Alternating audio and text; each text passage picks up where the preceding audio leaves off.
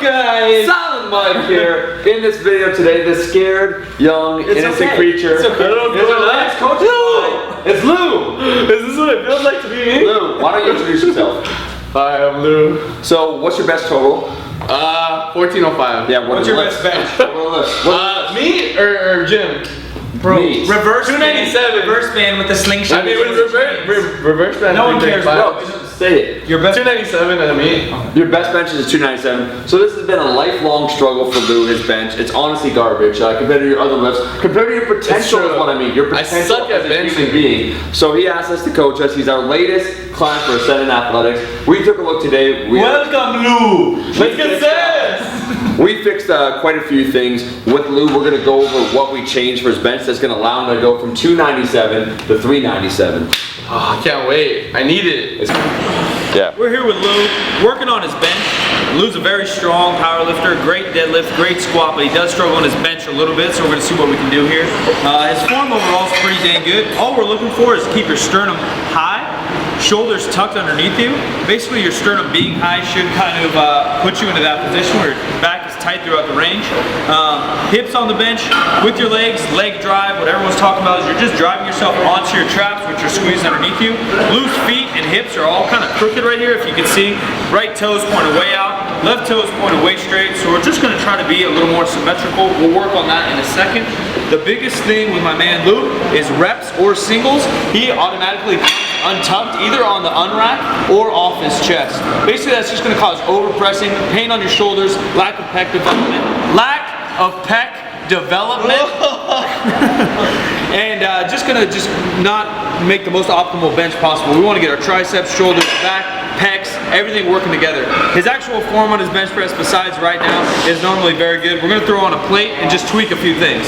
Often with the bench, I kind of like to start with the top down. So what we're going to really work on is Lou to get his shoulders down and back, pulling that ribs up. And basically, you're going to just put a platform for yourself to press off of. So now he's kind of got these squeezed, shoulders as tight as you can. You can't see it underneath the bench, but basically what he's doing is just this motion.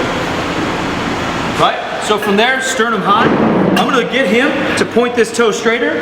We always just want to be as symmetrical as we can, almost like a squat. Have his toes straight-ish, knees forced out, driving off his heels, quads onto his shoulders. Right? And he's in a pretty good position right now.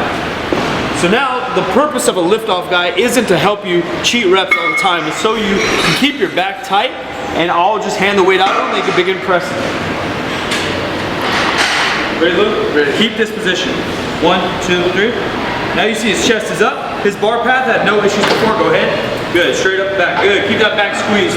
As you're pressing, you can think about rowing that weight into your chest. That's going to help keep that upper back tight. Just give it one more. Okay, one breather. Often, people build bad habits because they're trying to lift too heavy too often. So what it's going to do is just lift for maybe 65, 85%. That should be the majority of your workouts. You're going to have cleaner reps, faster reps, better form, ingrain that motor pattern over and over. So when you do go for a 1 rep max or a heavier bench, you're just going to be better off. Good. Now knees out, drive yourself onto your traps hard. Drive yourself towards me. Good. Good. Tight. Ready? 1, 2, 3. Good. You keep that back tight. Good.